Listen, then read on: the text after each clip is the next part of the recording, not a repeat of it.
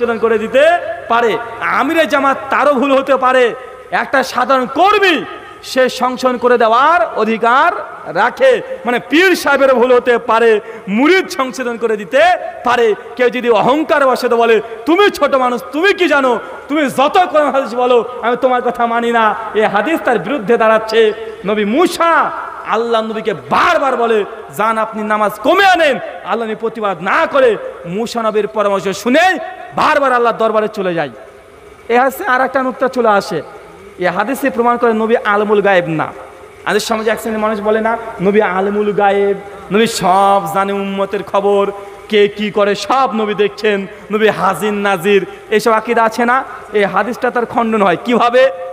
যদি নবী সত্যি আলেমুল গায়েব হাজির নাজির হতেন, তাহলে আল্লাহ যখন নবীকে 50 ওয়াক্ত নামাজ দিয়ে দিলেন, আমাদের নবী বলতেন যে আল্লাহ উম্মত তোমার 50 ওয়াক্ত পারবে না, আল্লাহ তুমি কমিয়ে দাও। নবী আমার বলেছে, বলেনি কি, চলে এসেছেন 6 নম্বর আসমানে, বারবার যাওয়া আসা করে। তার মানে নবী তিনি আলেমুল গায়েব নন, তিনি উম্মতের সব কিছু জানেন। এই দাবিও হাদিস থেকে খণ্ডন করে। এখানে একটা প্রশ্ন চলে আসে, রুল ভাই বুঝলাম যে আমাদের নবী আলেমুল গায়েব না, তাহলে মূসা নবী কিভাবে বুঝলেন উম্মত 50 ওয়াক্ত পারবে না? একটা প্রশ্ন আসে না চাচা, যে আমাদের নবী বুঝলেন, এখানে মূসা নবী বুঝলেন কিভাবে যে উম্মত 50 ওয়াক্ত নামাজ পড়তে পারবে না? তাই নিশ্চয় না মূসা আলাইহিস সালাম আলেমুল গায়েব? উত্তর হচ্ছে না। কেন না? কেন নবী মূসা আলাইহিস সালাম তিনি এটা ইলমে গায়েবের মাধ্যমে বলেনি, আমাদের নবীর 1500 বছর আগে মূসা আলাইহিস সালাম দুনিয়াতে এসেছিলেন। কত হাজার বছর আগে? কত হাজার? 1500 বছর আগে বনী ইসরাইল ইহুদি জাতির জন্য পাঠানো হয়েছিল, ফেরাউনের সময় পাঠানো হয়েছিল। নবী মূসা আলাইহিস সালাম দেখেছে উম্মতরা হচ্ছে এত বদমাশ খাটাস, 50 ওয়াক্ত দূরের কথা 1 ওয়াক্ত নামাজই তারা পড়বে না। মূসা আলাইহিস সালাম দুনিয়াতে এই অভিজ্ঞতা নিয়ে গিয়ে আসমানে কাজে লাগিয়েছেন। এটা আলেমুল গায়েব না, এটা অভিজ্ঞতা আসমানে কাজে লাগিয়েছে।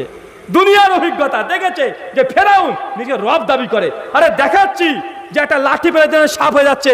উম্মত বলছে মনে হয় এটা মূসা জাদু দেখাচ্ছে, বা বলেছে কি বলে নাই? আল্লাহ বলছে বনী ইসরাইলকে যে ফিলিস্তিনে ভূখণ্ডে প্রবেশ করো, আমি তোমাদেরকে নিরাপত্তা দিব। ইহুদিরা বলছে যে মূসা আমি যে ওই এলাকার মধ্যে ঢুকবো না, তুমি আর তোমার আল্লাহ গিয়ে আগে যুদ্ধ করে ওইকে দেশ থেকে বের করে দাও, তারপরে যাব। মানে এত বড় বদমাশ খাটাস এই মানুষ সম্প্রদায়। মূসা আলাইহিস সালাম দেখে গেছেন, এই দেখে যাওয়া জ্ঞান তিনি আসমানে কাজে লাগিয়েছেন। এখন কি বুঝতে পারলেন? কথা কি ক্লিয়ার আছে না ভেজাল আছে? এটা তো তাহিদের ডায়লগ।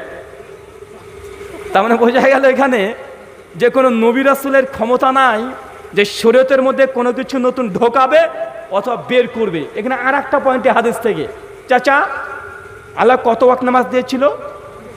50। কোথায়? আসমানে। আসমানে কে আছে? মূসা নবীও আছে, আমাদের নবী আছে।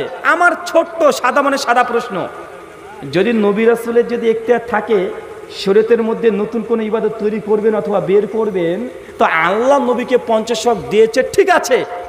নবী দুনিয়াতে এসে 50কে 5 ওয়াক্ত দিয়ে দিত,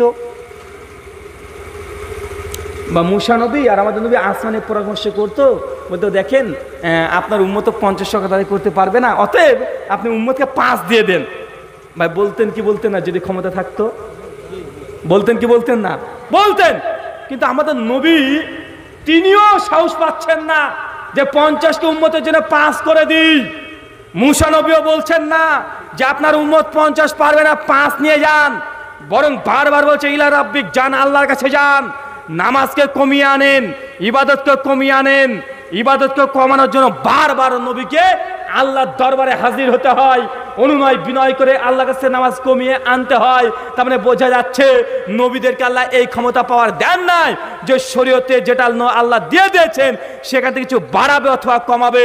যদি থাকতো তাহলে আল্লাহ নবী আর মূসা নবী 50কে 5 করে দিতেন, বারবার আল্লাহর কাছে যাওয়া লাগতো না। এই পয়েন্টটা কি বুঝতে পারলেন? যদি নবীদের ক্ষমতা থাকতো যে নামায় মানে শরীয়ত বাড়াবে কমাবে, তো মূসা আলাইহিস সালাম আল্লাহ নবী দুজন 50কে 5 করে দিত। বারবার আল্লাহ দরবার যার কি দরকার ছিল? প্রয়োজন ছিল না। তার মানে এই দলিল প্রমাণ বহন করে নবীদের এখতিয়ারে নেই শরীয়তের মধ্যে কিছু বাড়াবে অথবা কমাবে। মানে এই 3 নম্বর পয়েন্ট। 1, দিন তৈরি করা কার হক? আল্লাহর।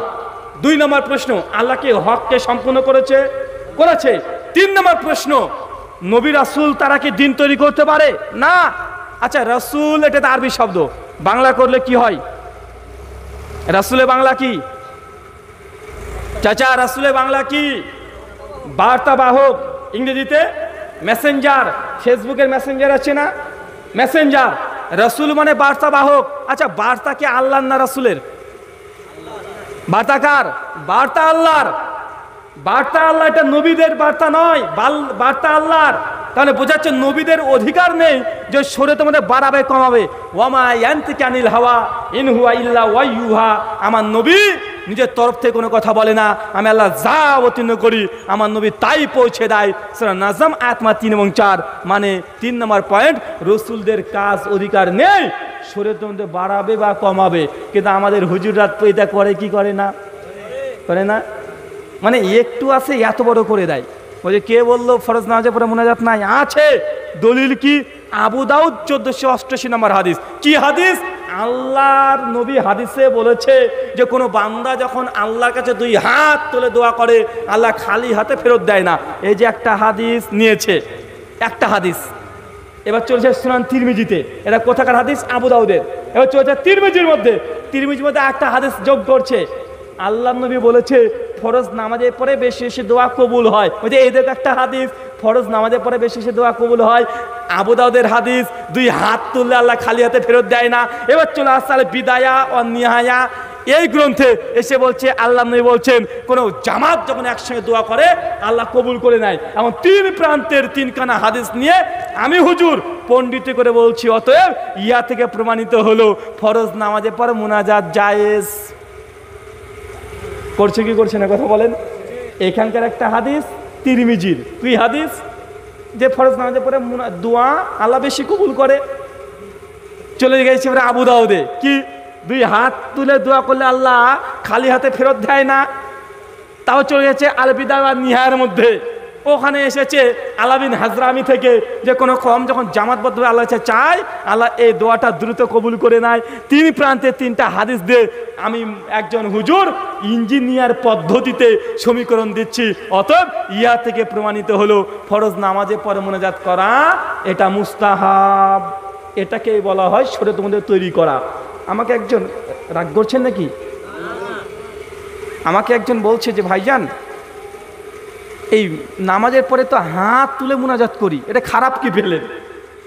কি এমন খারাপ? আরে আল্লাহর কাছে তো 2 হাত তুলেছি, কোনো গায়রুল্লাহর কাছে তো চাইনি। আর দোয়া করে একটা আদব হচ্ছে হাত তোলা। অথবা হাত তুলে দোয়া করবো না কি করবো? পা তুলবো? আমি তখন বলছি ভাই আমরা তো কখনো বলি না যে হাত তুলে দোয়া করা আদব না, আমরা বলি হাত তুলতে হয়, তুলবেন, সমস্যা নেই।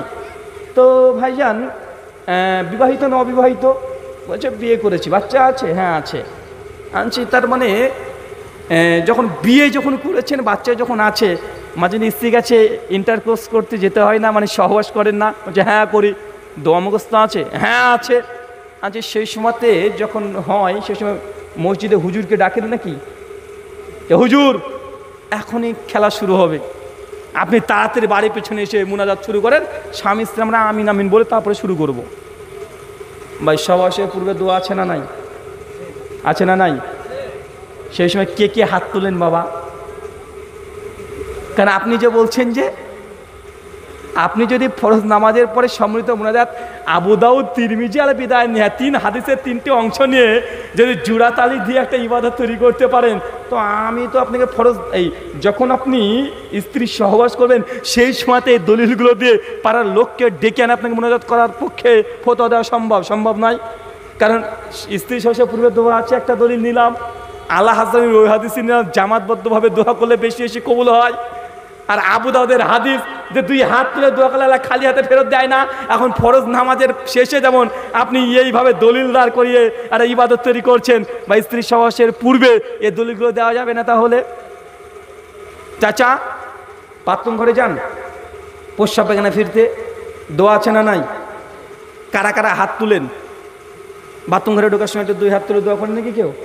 হ্যাঁ না? ইমাম করে ইমাম সাহেব হাগা চেপেছে, তাড়াতাড়ি আসেন, আপনি দোয়া করবেন আমরা ঢুকবো, বা এরকম বলে নাকি? ভাই মসজিদে ঢোকার দোয়া আছে না নাই? কেউ কেউ হাত তোলেন। পোশাক